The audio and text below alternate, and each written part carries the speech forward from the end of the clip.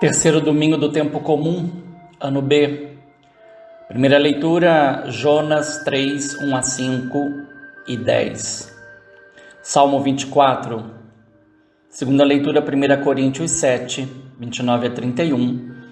Evangelho, Marcos 1, 14 a 20. A realidade temporal é o elemento unificador da palavra proclamada nesse domingo. Em Nínive, a grande cidade, Jonas disse: ainda 40 dias e Nínive será destruída. Aos Coríntios, Paulo disse: o tempo está abreviado. Unindo e dando sentido a tudo isso, encontra-se a exortação de Jesus.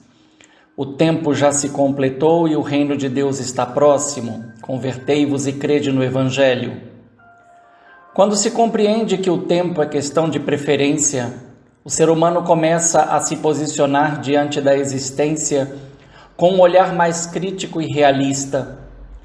Desse modo, a conversão não é uma obra humana, mas é uma obra da fé e é parte essencial dela.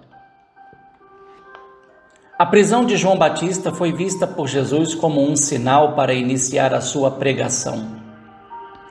Talvez esse seja um possível sentido para a frase: o tempo já se completou. O caminho bíblico da promessa feita aos progenitores em Gênesis 3,15 até a prisão de João Batista alcançou em Jesus a sua plenitude e começou o tempo da realização do que Deus mais esperou do ser humano: a obediência da fé a Ele e a sua vontade. Esse é o caminho da recuperação e do resgate do ser humano como imagem e semelhança de Deus pelo Filho encarnado na unção do Espírito Santo. Do ponto de vista espacial e geográfico, passando pelo batismo de João no Rio Jordão, Jesus, como um novo Josué, saiu do deserto e foi para a Galileia, a fim de conquistar não um território, mas o povo, proclamando a boa nova do reino de Deus, que, em última instância, é a revelação do seu mistério obediencial a Deus e à sua vontade salvífica. Então, seria melhor dizer reinado de Deus, indicando não um local, mas a condição de vida totalmente voltada para Deus. A verdadeira batalha não é por um território físico, mas pelo ser humano e a sua salvação. O núcleo da Boa Nova é: com Jesus, que saiu vencedor nas tentações, começou o tempo da obediência a Deus, revelando a sua efetiva e eficaz autoridade sobre o mundo e todas as suas criaturas. Deus reina e opera em Jesus, que livremente se oferece em sua pública pregação, não só como arauto, mas como o lugar pessoal do reinado de Deus. Essa autoridade pode ser reconhecida no chamado dos primeiros discípulos, que simplesmente largaram tudo para seguir Jesus. João 1, 35 a 42 atesta que houve um encontro prévio entre Jesus e os primeiros discípulos. A ausência de detalhes em Marcos 1, 16 a 20 serve para enfatizar que Jesus, desde o primeiro momento, causou fascínio, pois não houve algum tipo de resistência ao chamado.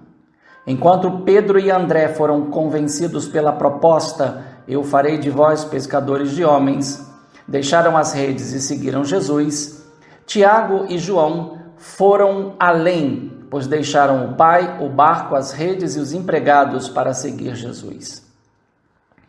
A prontidão na resposta ao chamado revela que os primeiros discípulos não agiram por mero impulso e nem foram seduzidos por uma mensagem encantadora.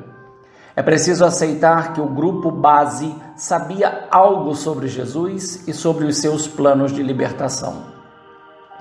Dois elementos foram essenciais diante do chamado: a fé em Jesus e a mudança de vida, representada no abandono de coisas e pessoas. Como Jesus passou de carpinteiro a rabi, Pedro e André, Tiago e João passaram de pescadores de peixes a discípulos do reino. Se o chamado foi incisivo e irresistível, o seguimento para ser incondicional exigiu renúncia e desapego. Essa dinâmica se tornou um elemento característico para toda e qualquer forma de vocação na igreja. Salta aos olhos um fato: os primeiros discípulos não vêm do mundo agrícola ou pastoril, mas da psicultura, que na época não gozava de grande estima.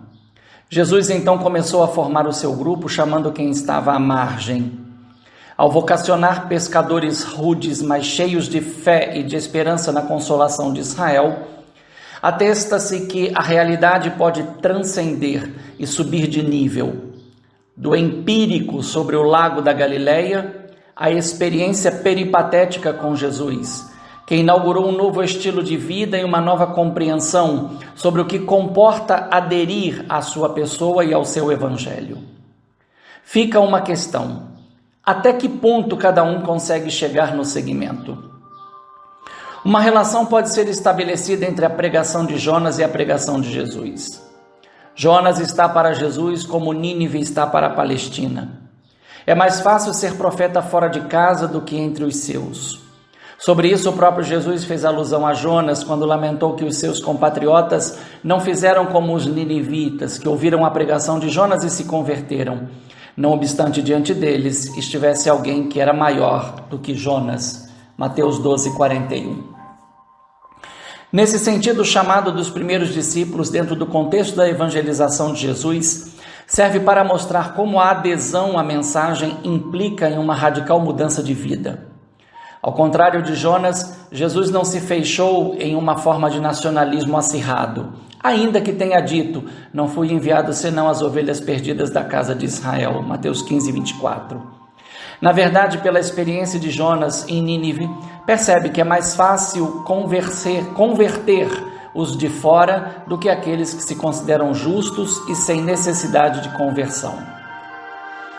A metanoia proposta aos 4 primeiros discípulos, que eram pescadores, inaugurou um caminho capaz de evidenciar que para abandonar o pecado é preciso crer em Deus e no seu plano de amor revelado em Jesus Cristo. Este caminho tem um objetivo: a cruz, diante da qual o ser humano se descobre amado por Deus e experimenta a eficácia do seu perdão. Com isso, Deus, qual único e soberano Rei do Universo, interveio a favor da humanidade, não através de um regime teocrático em que os súditos eram medidos e favorecidos por sua lealdade, mas através do amor expresso na compaixão e na misericórdia. Não vim chamar justos, mas pecadores ao arrependimento. Marcos 6:17. Admitir que o reino de Deus é a sociedade alternativa proposta por Jesus de Nazaré ajuda a compreender que a coalizão, iniciada no chamado dos primeiros discípulos, tinha o propósito de se estender ao mundo inteiro, fazendo que o tempo cronológico, Cronos, fosse fecundado pelo tempo da graça, Kairos. Assim se passa de um propósito imediato a uma experiência que, ao longo dos séculos, se tornaria a base de uma família não mais condicionada pelos laços de sangue ou pela pertença a uma nação, mas como Jesus a definiu: quem fizer a vontade de Deus, esse é meu irmão, irmã e mãe. Marcos 3:35. Aqui encontra-se a base para o que Paulo ensinou aos fiéis de Corinto sobre o que realmente conta na questão matrimonial: o desapego pelo mundo e suas seduções, pois a figura desse mundo passa.